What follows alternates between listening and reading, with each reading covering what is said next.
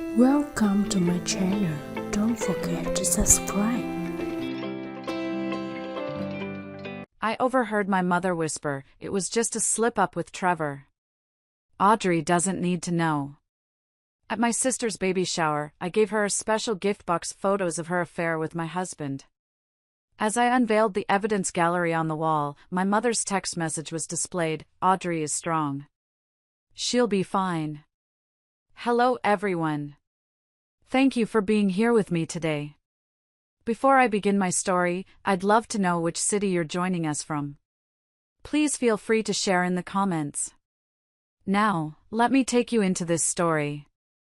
My name is Audrey, and what I'm about to share is the story of how my life, my marriage, and my family were systematically dismantled by the very people I trusted most. It's a story about betrayal, but more importantly, it's about what comes after. To really understand how everything fell apart, you first have to understand the foundation it was built on, a foundation of cracks that I'd spent my whole life trying to ignore. My family. It's strange, isn't it? You can love your family with all your heart and, in the same breath, know that they are the source of your deepest wounds. I always knew I wasn't the favorite child. No one ever used those words, of course. My parents weren't cruel people, not in the overt, shouting way you see on TV. Theirs was a quieter kind of cruelty, one of casual dismissal and unconscious preference. It's something you feel in your bones. It's the way their eyes light up when one child walks into the room, while your entrance barely gets a nod. It's the way stories at the dinner table always circle back to one person's achievements, while yours are treated like footnotes. My older sister, Blair, was the sun my family orbited around. She was born shining. Beautiful, effortlessly popular, and blessed with a magnetic confidence that made people want to be near her. My parents were her biggest fans. They cataloged her successes like precious gems. When Blair got an honor report card in 5th grade, my father framed it. It hung on the wall of his office for years. That same semester, I got straight A's. My mother glanced at my report card, gave me a brief, distracted smile and said, "That's wonderful, honey. Now, can you set the table for dinner?" It was 1,000 tiny cuts like that, every single day. I remember my 10th birthday. I had been begging for a specific telescope I'd seen in a catalog.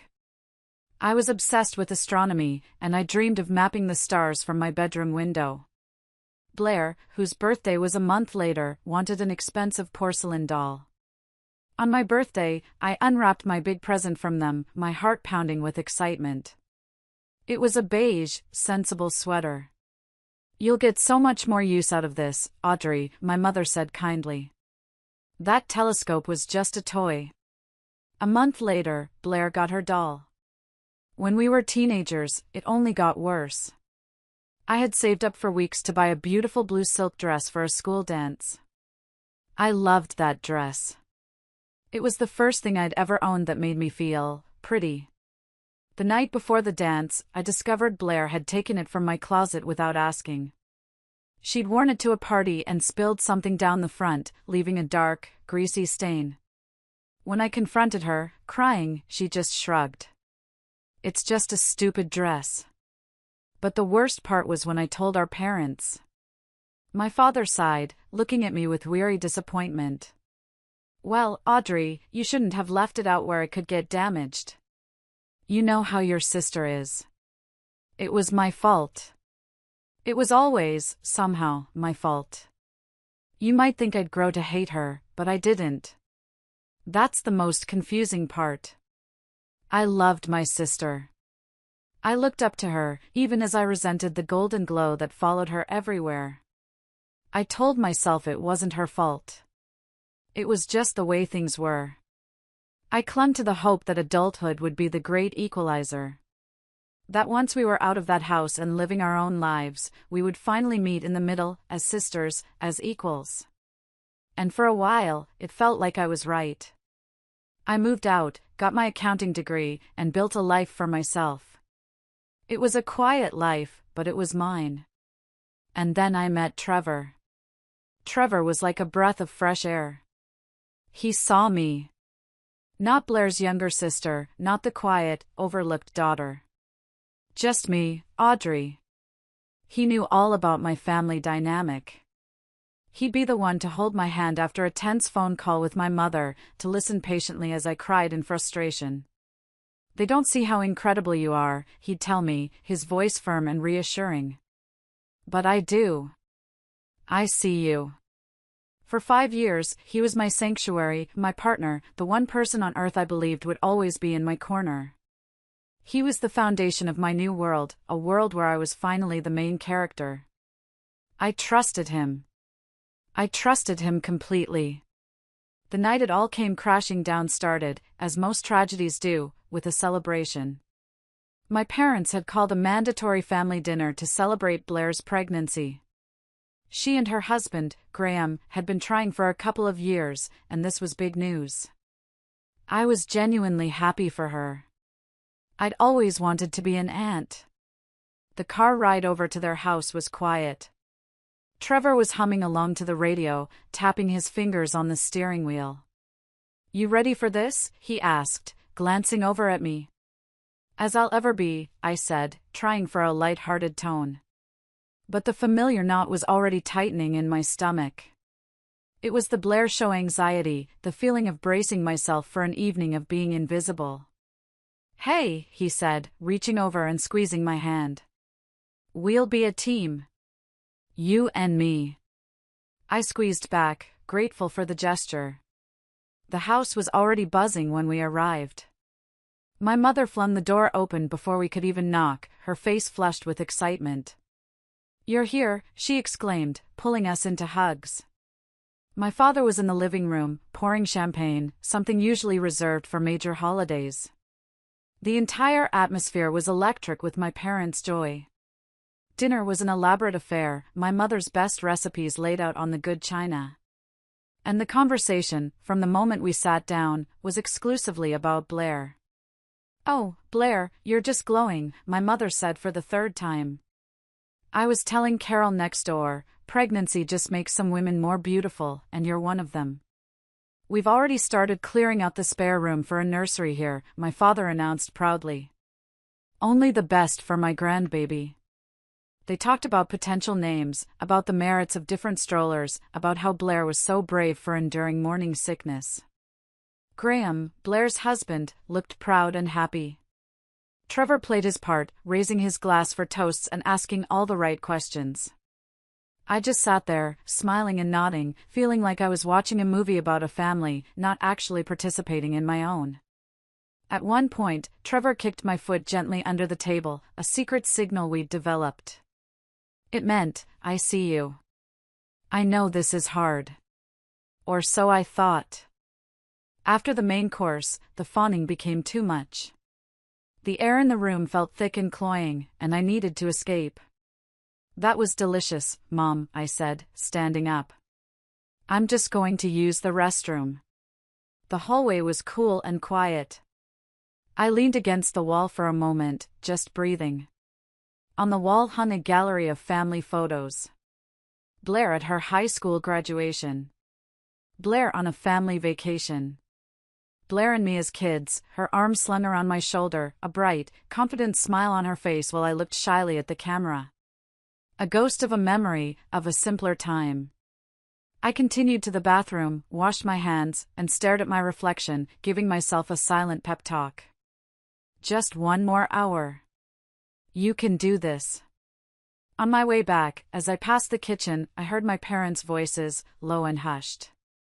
I stopped. I shouldn't have. I should have kept walking, gone back to the table, and endured the rest of the night. But some instinct, some deep, primal alarm bell, made me pause. I leaned closer to the slightly ajar door, holding my breath. And in that moment, the entire world, everything I thought was true and real, was set on fire. "We can never let her find out," my mother's voice was a sharp, urgent hiss, like a leaking gas pipe. It would destroy her. And it would ruin everything for Blair. My father let out a long, weary sigh. I know. It was a mistake. A stupid, one-time mistake. They got carried away. A mistake?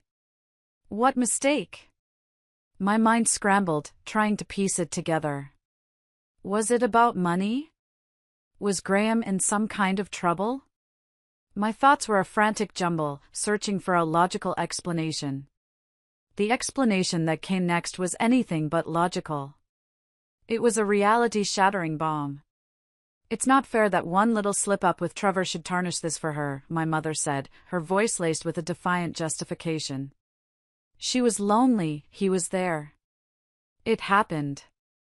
The important thing is she's pregnant now, and we have to protect her and this baby. Audrey doesn't need to know. It would only cause unnecessary drama. Trevor. With Trevor. The name echoed in the sudden, roaring silence of my mind. The floor seemed to drop out from under me. I physically grabbed the wall to keep from falling. I couldn't get any air into my lungs. My vision tunneled, the edges turning dark. The floral pattern on the hallway wallpaper began to warp and swim, the roses looking like leering, mocking faces. It was a physical sensation, a wave of cold that started in my stomach and spread through my entire body, leaving me frozen, encased in ice. My husband. My rock. My safe harbor. My Trevor. And my sister. My beautiful, golden sister. It wasn't just a betrayal. It was a conspiracy. My own parents, the two people who were supposed to love me unconditionally, were a part of it. They knew. And they weren't just hiding it, they were dismissing it. One little slip-up. Unnecessary drama. My entire life, my marriage, my heart, it was all just unnecessary drama in the grand production of Blair's perfect life. Every single moment of feeling less than, of feeling invisible, came rushing back, not as a vague insecurity, but as a confirmed fact. I wasn't imagining it. I wasn't being overly sensitive. I was, and always had been, disposable. I don't know how long I stood there, frozen in that hallway. It could have been 10 seconds or 10 minutes. The next thing I knew, I was moving, my limbs stiff and clumsy, like a puppet whose strings had been cut. I stumbled back towards the living room, my face a blank mask. I'm sure I looked like I'd seen a ghost. In a way, I had. The ghost of the life I thought I had. Audrey? Are you okay? You're pale, my mother asked, her face a picture of concern. It was a lie. Her concern was a lie. Everything was a lie. I have a migraine, I managed to choke out, the words feeling foreign in my mouth. It just hit me. I need to go home. Trevor stood up, his own face a mask of husbandly worry. Of course, honey. Let's get you home. The hypocrisy of his touch as he put a hand on my back was so vile it almost made me sick right there. I pulled away. I can drive myself, I said, my voice flat. I fumbled for my purse, my keys. I didn't look at any of them. I couldn't. If I looked at Blair's face, at Trevor's, at my parents', I would have shattered into a million pieces. I walked out the front door and into the cool night air. I got into my car, my hands shaking so badly I could barely get the key into the ignition. I drove away from that house, from that life, tears blurring the streetlights into long, watery streaks. I didn't know where I was going. I just knew I was driving away from the ruins. The next 48 hours were lived in a state of suspended animation. I was a ghost in my own life.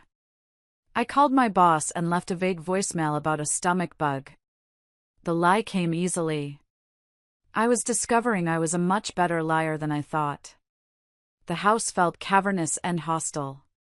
Every object was a monument to my broken life. I tried to do normal things, to anchor myself in reality. I went to the grocery store, wandering the aisles under the harsh fluorescent lights. I filled my cart with things, milk, bread, vegetables, but by the time I got to the checkout, my mind was so blank I couldn't remember why I needed any of it. I just abandoned the cart in the middle of an aisle and walked out. At home, I tried to work. I opened my laptop, stared at a client's spreadsheet, but the numbers and columns just swam together in a meaningless jumble. It was like trying to read a foreign language. I closed the laptop and crawled back to the couch, pulling a blanket over my head as if I could hide from my own thoughts. Trevor tried to breach the wall of silence I had built around myself. He'd come home from work and find me staring at a blank TV screen. "Hey, honey. Feeling any better?" he'd ask, his voice cautious. "Tired," I'd mumble. "Did you eat anything? I can order a pizza." "Not hungry." Our conversations were a series of dead ends. He was growing frustrated, I could tell. "Audrey, you have to talk to me," he said on the second night, his voice taking on an edge of impatience. "What is going on with you? If you're mad about something, just tell me." The audacity of it, to stand there and demand I explain my sadness, as if he had no idea of the bomb he had detonated in my life.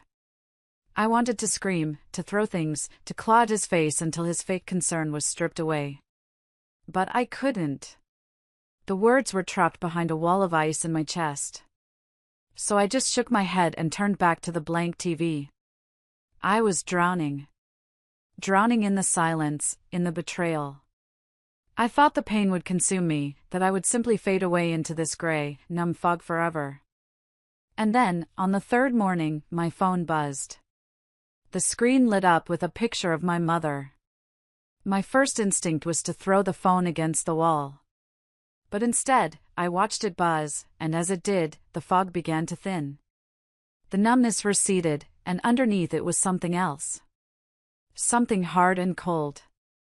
It was rage. A pure, clean, clarifying rage. It didn't make the pain go away, but it gave it a shape. It gave it a purpose. I let the call go to voicemail. A few minutes later, she called again. This time, I answered. The spark had been lit. Now, all it needed was fuel. My mother was about to provide a tanker truck's worth. "Audrey, darling. I'm so glad I reached you. How are you feeling? Your father and I have been so worried sick since you rushed off the other night." Her voice was a symphony of practiced maternal concern, so flawless in its delivery that a younger, more naive version of me would have believed it instantly.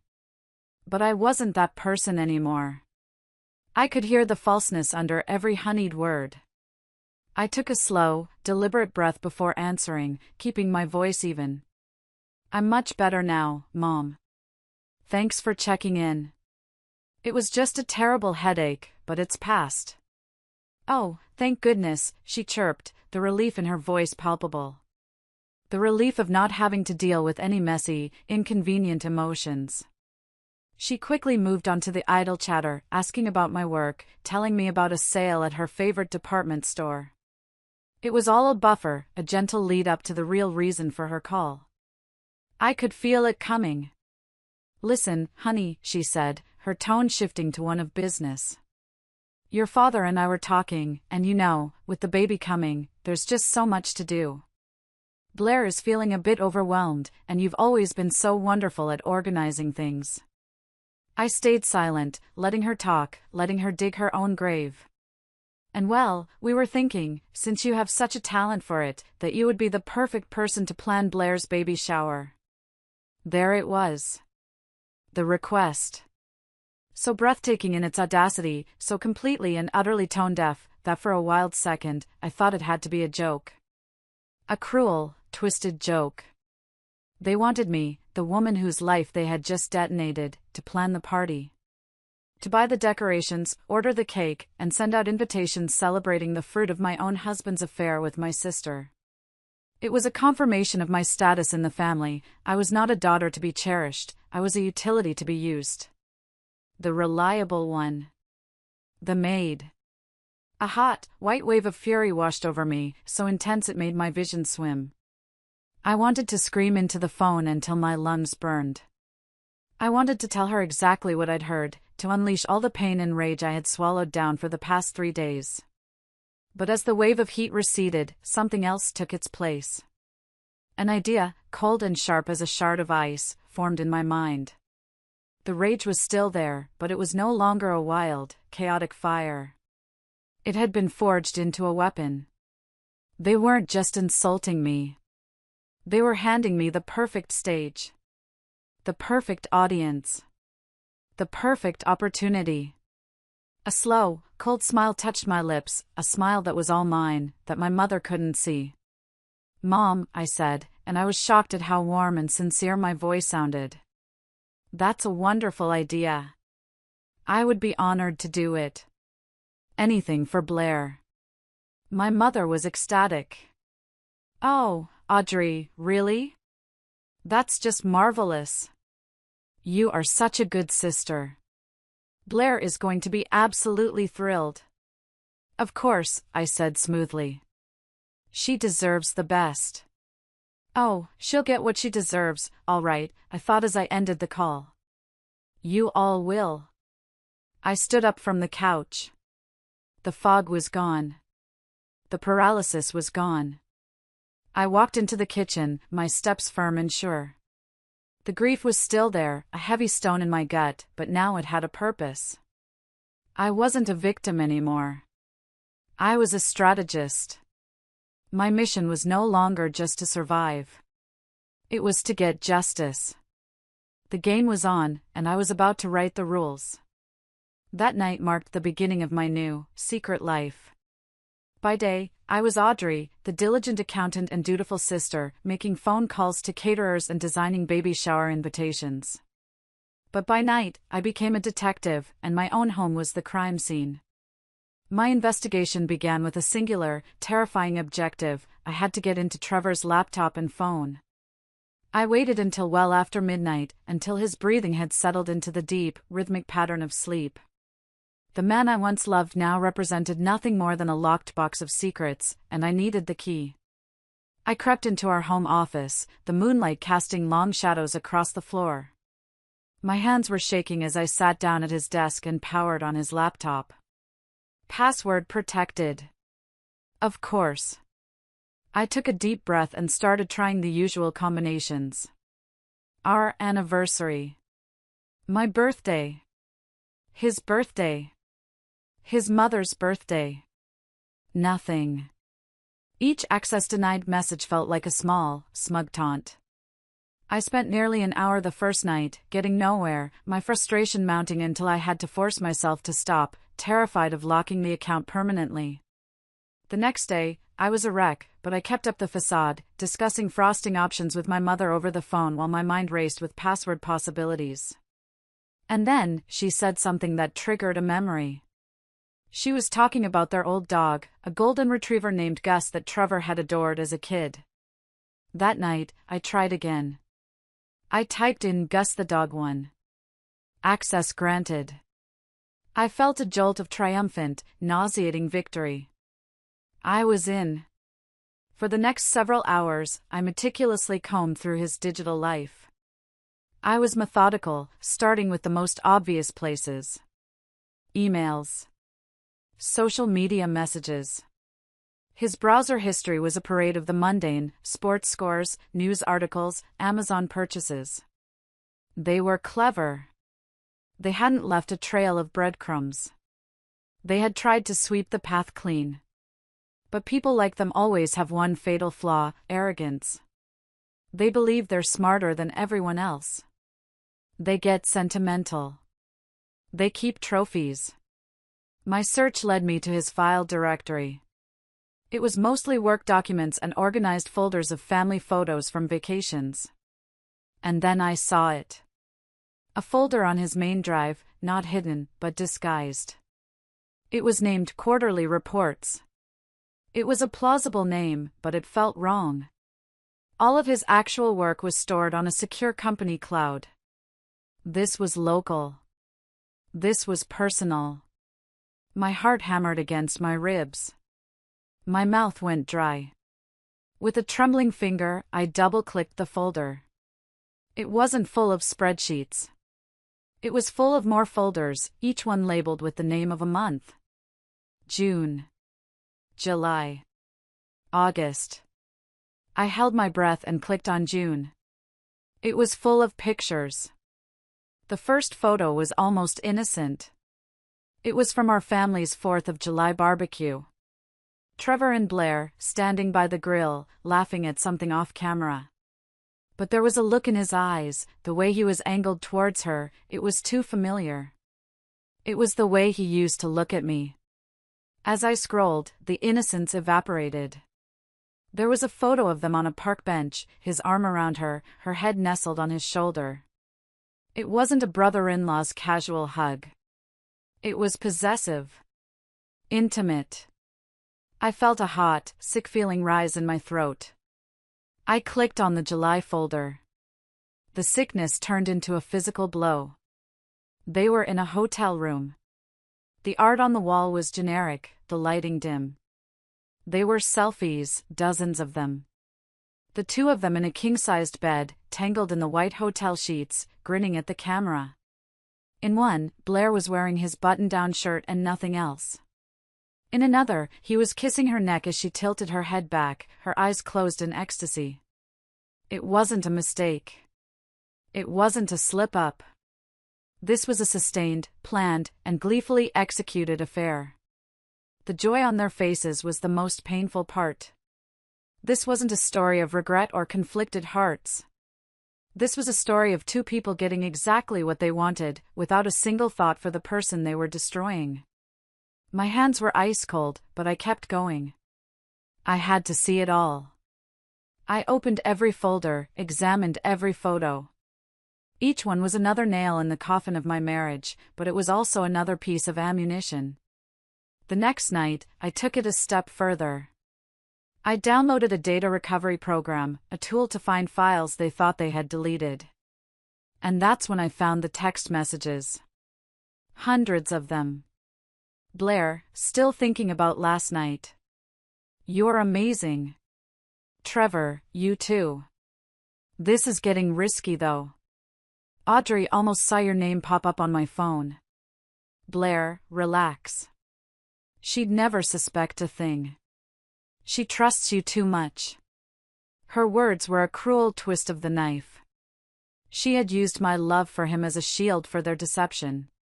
But the final, damning piece of evidence, the one that implicated my entire family, was a series of screenshots. Blair had screenshotted conversations with our mother and sent them to Trevor, a little trophy to prove their conspiracy was safe. Mom, just be discreet, sweetheart. Your father and I just want you to be happy. He's a good man. Blair, I know. I feel guilty about Audrey sometimes. Mom, Audrey is strong. She'll be fine. What's important right now is you and protecting your image. A scandal is the last thing you need. No one needs to know. My own mother had not only condoned the affair, but had actively coached her on how to get away with it. She had assessed my strength and decided it could be used to absorb the pain they caused. I was not a daughter to be protected, I was a shock absorber for the family car. I worked through the night with a chilling, robotic efficiency. I copied every file. Every photo, every video, every message. I uploaded it all to a secure, encrypted cloud account. Then I transferred everything to 3 separate USB drives. I hid one in a hollowed-out book in my office, another taped to the underside of a drawer, and the third I kept in my purse at all times. The evidence was collected. The trap was set. Now, all I had to do was wait for the party. The morning of the baby shower, I woke up with a strange sense of calm. The anxiety and grief that had been my constant companions for weeks were gone, replaced by a singular, icy resolve. I looked at myself in the mirror. The woman looking back was thinner, her eyes holding a new, hard light, but she was not broken. She was a soldier on the morning of a battle she knew she was going to win. I spent the day executing the party plans with flawless precision. The caterers arrived, and I directed them with a polite efficiency. The florist delivered arrangements of hydrangeas and roses, and I placed them strategically around the house. The cake, a 3-tiered masterpiece, was placed in the center of the dining table. My parents' home was transformed into a picture-perfect vision of pastel celebration. A beautiful stage for an ugly truth. My parents were thrilled, bustling around me. "Oh, Audrey, it's just perfect," my mother gushed, patting my arm. "You've really outdone yourself." "Anything for my sister," I said, my smile feeling like a mask I had glued to my face. Guests began to arrive, a sea of smiling women bearing brightly wrapped gifts. I played the part of the gracious co-host, taking coats, offering drinks, and making small talk. An elderly aunt pinched my cheek. "You're next, Audrey," she said cheerfully. "You and Trevor need to give your parents another grandchild." I just smiled and murmured something non-committal, the irony a bitter taste in my mouth. Then, Blair made her grand entrance with Graham. She was glowing, the undisputed queen of the day. She wore a beautiful, flowing white dress that accentuated her baby bump. She hugged me tightly. "Audrey, thank you," she whispered in my ear. "Everything is so beautiful. You're the best sister in the world."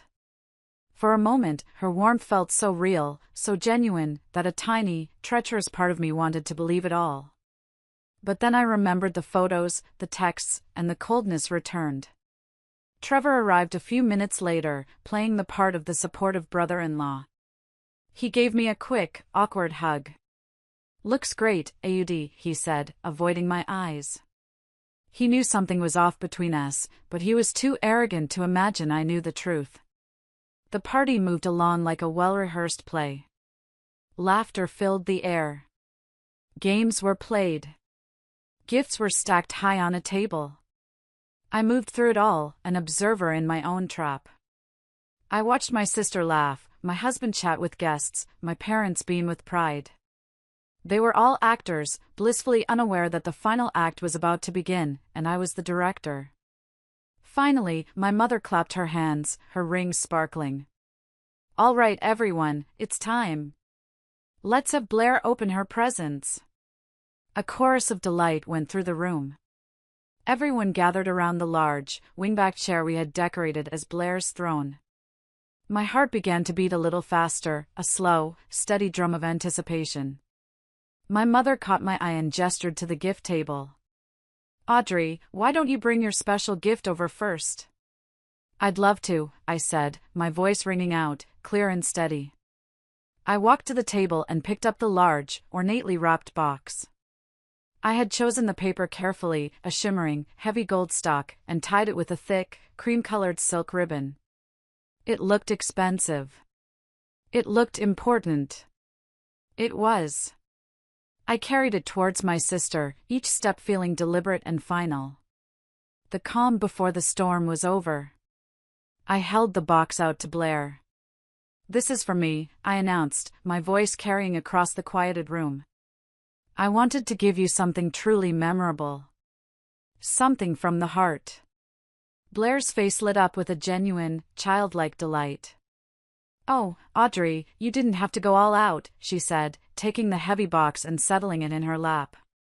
"But I'm so glad you did." She delicately worked at the silk ribbon, her painted nails a flash of pink against the cream color. The only sound in the room was the soft crinkle of the expensive wrapping paper and the expectant whispers of the guests. She finally got the paper off and lifted the lid of the box. Her smile faltered. A look of complete confusion washed over her face. "What is," she began, her voice trailing off. Nestled inside on a bed of pristine white tissue paper was not a cashmere baby blanket or an expensive stroller. It was a stack of professionally printed 8 by 10 photographs. The one on top was a crystal-clear image from the hotel room, of her and Trevor, tangled in the sheets, his arm possessively around her bare shoulders, both of them grinning smugly at the camera. The color drained from her face. It was instantaneous and absolute.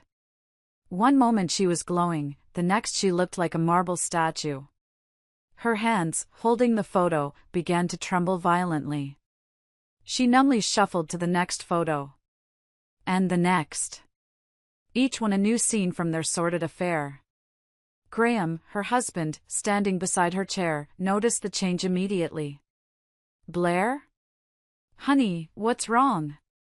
He leaned over to look into the box. I watched his face cycle through the stages of destruction in a matter of seconds: confusion, dawning comprehension, disbelief, and finally, a deep, dark, volcanic rage. His face turned a blotchy red, and a vein pulsed in his forehead. The guests were murmuring now, sensing that something was terribly wrong. My parents started to move forward, their faces etched with a dawning horror. But I wasn't finished. This wasn't just for them. It was for everyone they had lied to. With a calm, deliberate movement, I walked to the large bay window that served as the backdrop to Blair's throne. Earlier, I had hung a heavy, cream-colored curtain over it, telling my mother it was to soften the afternoon light. Now, I grabbed the cord. I also had a little something made to decorate the room, I said, my voice ringing with an unnatural calm. And with one firm pull, I yanked the curtain down. Behind it, the large panes of glass had been transformed into a grotesque gallery. I had paid a premium to have the most damning photos and screenshots blown up into huge, poster-sized prints. There was Trevor kissing Blair's neck, his eyes closed in pleasure. There was a selfie of them in bed, champagne glasses in hand. And right in the center, the largest print of all, was the screenshot of my mother's text message, the words stark and unforgivable: "Audrey is strong. She'll be fine. What's important right now is you." A collective gasp sucked the air out of the room. It was followed by a wave of frantic, horrified whispers. Phones came out, not to take happy pictures, but to document the disaster. I picked up the microphone from the small table next to me, the one intended for announcing game winners. My voice, amplified, cut through the chaos like a knife. "I believe some congratulations are in order," I began, my tone as cold and clear as a winter morning. "Not just for the baby, but for my husband, Trevor, and my sister, Blair, on their passionate, long-running affair. And a very special thank you to my loving parents, for their unwavering support in helping them hide it from me. You all thought I was clueless. You thought I was a fool. You were wrong." Graham let out a strangled, animalistic roar. He didn't even look at Blair. He just turned and charged for the front door, screaming her name, calling her things I won't repeat here. The party imploded. Guests were scrambling to get away from the blast radius, their faces a mixture of pity and horrified fascination. I saw my father, his face a mask of purple rage, lunge toward me, but my uncle grabbed his arm and held him back. My mother just stood there, her hand over her mouth, her eyes wide with the shock of being exposed. My work was done. I set the microphone down gently. I picked up my purse. And without a single glance back at the wreckage, I walked through the stunned crowd, out the front door, and into the clean, quiet air of my new life. If you're still listening, please help me by liking the video and commenting the number 1 below, so I know you've given me a like, and I understand that you're with me on this journey. Your support is a huge encouragement for me. Please comment the number 1, and listen as I continue my story. I didn't stick around to witness the nuclear fallout. I had detonated the bomb, I didn't need to sift through the rubble. I got into my car, and as I pulled away from the curb, I saw panicked guests spilling out onto the front lawn, their faces a chaotic tableau of shock and gossip. For the first time in weeks, a genuine, unforced smile touched my lips. It wasn't a happy smile. It was the smile of a prisoner who had just tunneled her way to freedom. The next few days were an island of absolute silence in a sea of chaos I knew was raging elsewhere. I turned off my phone, unplugged the landline, and ignored the doorbell. I ordered food in, watched old movies, and slept. I slept for 10 hours a night, a deep, dreamless sleep I hadn't had in years. It was the exhausted, peaceful sleep of a soldier after a long and brutal war. The silence was finally broken 4 days later when I decided to turn my phone back on. It was immediately flooded with dozens of missed calls and voicemails. I deleted them all without listening. But then, a call came through from a number I didn't recognize. On a whim, I answered it. "Hello? Audrey? It's Meredith." Her voice was hesitant, fragile. Meredith had been Blair's best friend since kindergarten. I braced myself for an attack, for a defense of her friend. "Meredith," I said, my voice flat. "If you're calling to yell at me, you can save your breath." "No!" "God, no," she said quickly. I'm calling to see if you're okay. And to say, I am so sorry. I was at the party. I saw everything. My God, Audrey." She sounded genuinely horrified. She told me she had fled the scene right after I did, grabbing her purse and practically running to her car. But her cousin, a notorious gossip, had stayed to watch the entire implosion and had given Meredith a detailed, blow-by-blow account. "You missed a Shakespearean tragedy, Audrey," she said, her voice a mix of awe and disgust. "After Graham stormed out, his parents lost their minds. His father, you know how big he is, he got right in Blair's face and just started screaming. He called her something that rhymes with more of Babylon. My father, ever the noble protector of his golden child's honor, apparently tried to play the hero. He started yelling, 'She's a pregnant woman. You can't talk to her like that.'" Meredith recounted. "But Graham's dad just turned to him and said something like, 'And you're the pathetic old man who raised a tramp.'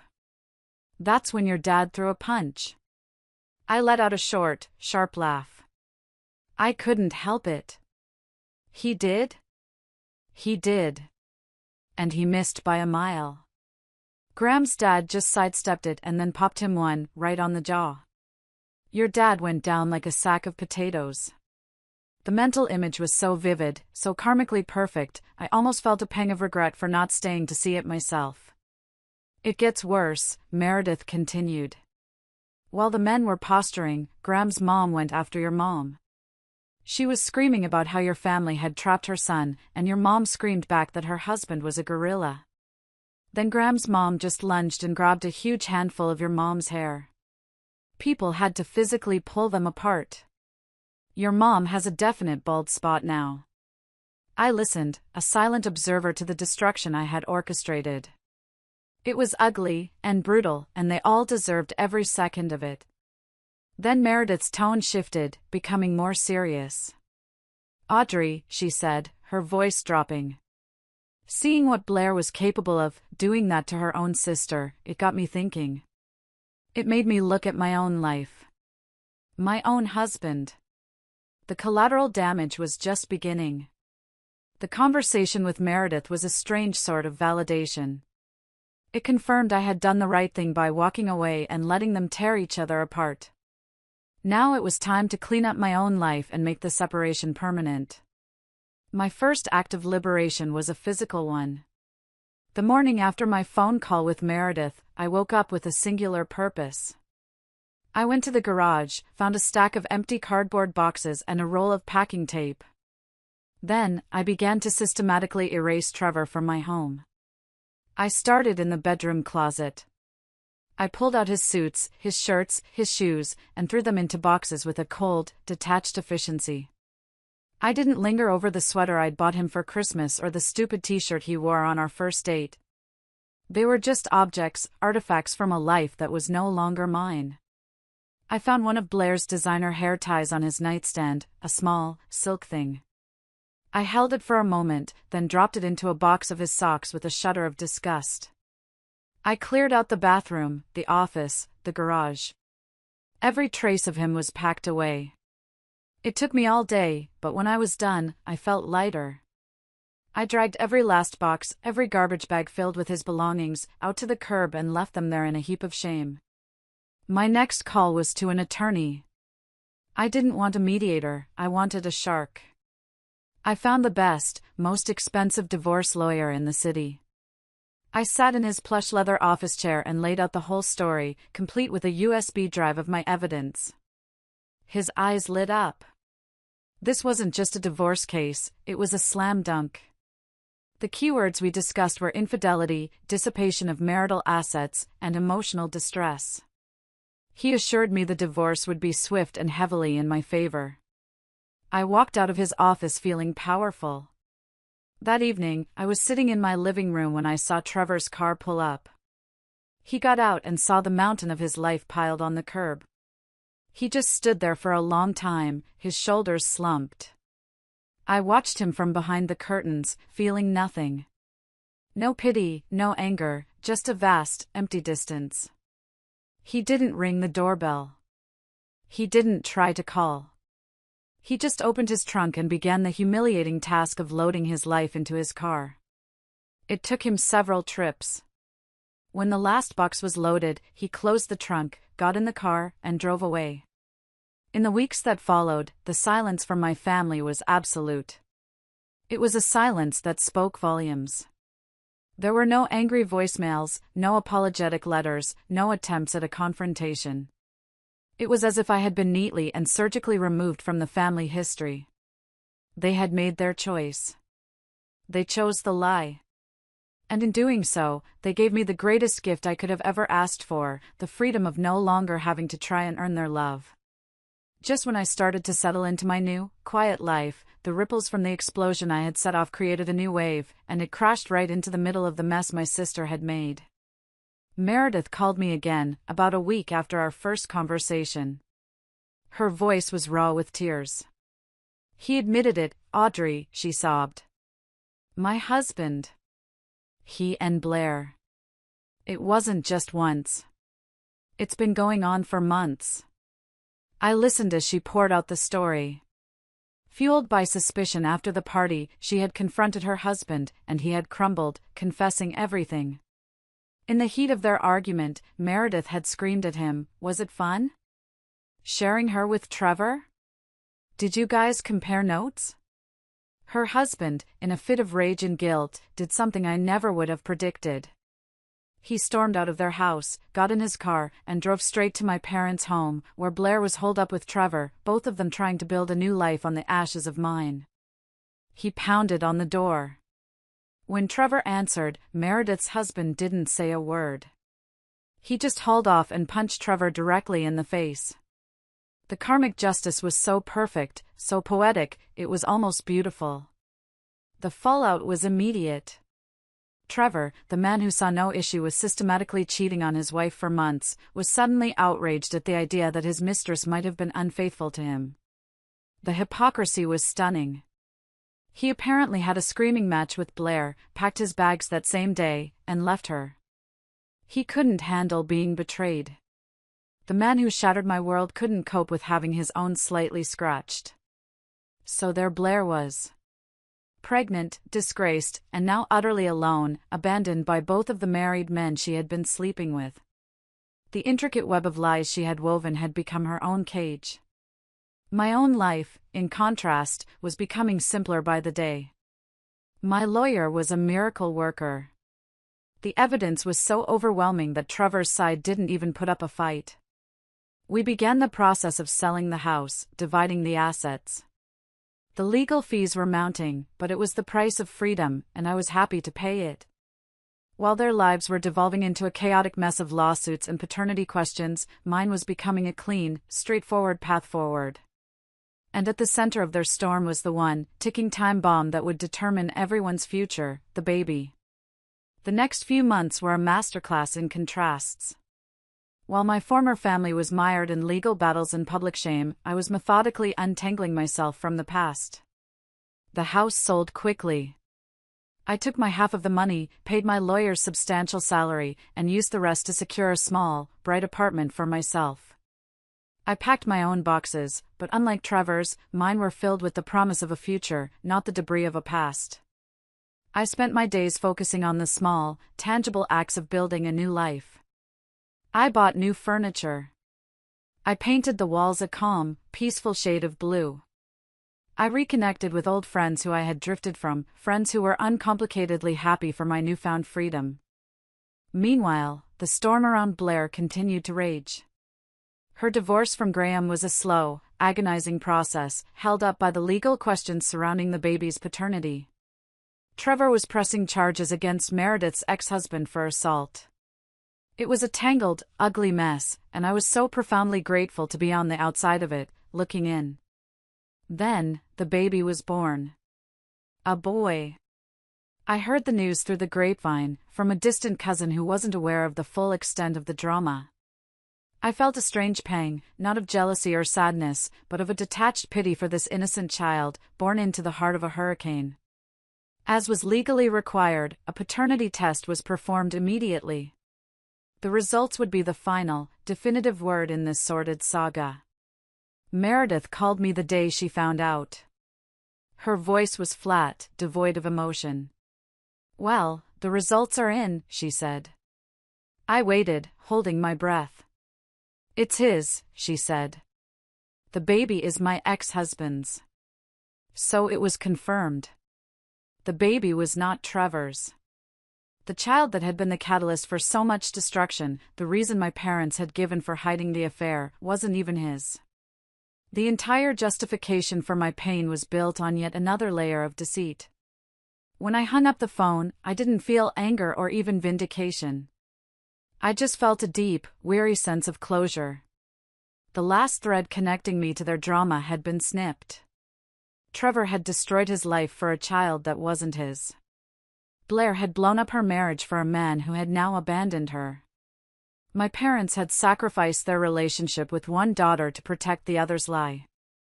It was a tragedy of their own making, and I was finally, completely, free of it.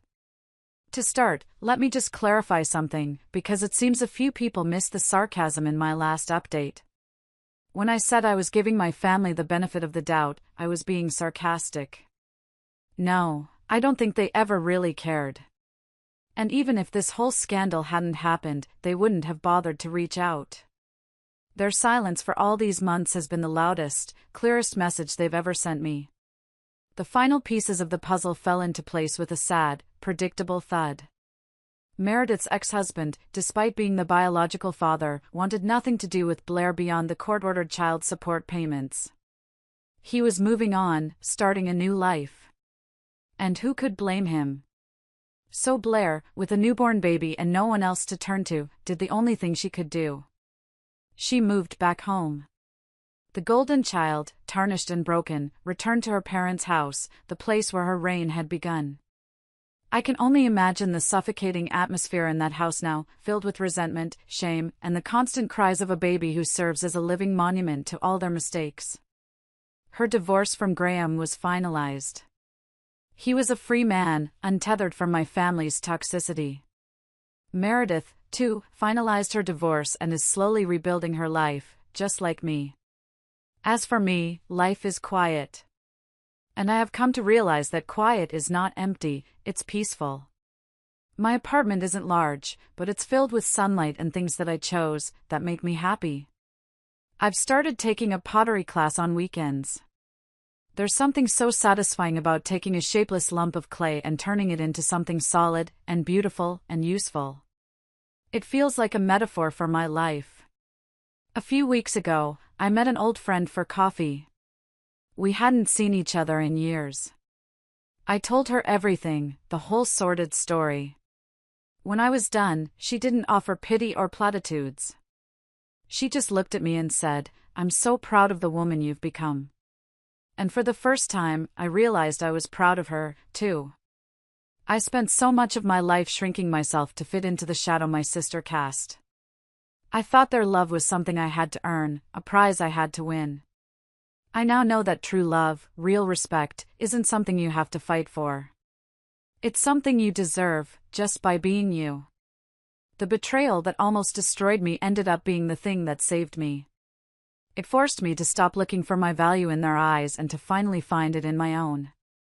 My story is one of pain, yes. But it is not a sad story. It's the story of a woman who was forged in fire and came out stronger. A woman who was erased and then wrote herself back into existence. Thank you for listening to my story. If you've ever felt invisible or have been hurt by the people who were supposed to love you most, please know that you are not alone, and you have an incredible strength inside you to build a new and beautiful life for yourself. Share your own stories of strength in the comments below, and don't forget to like and subscribe. You are so much more powerful than you know.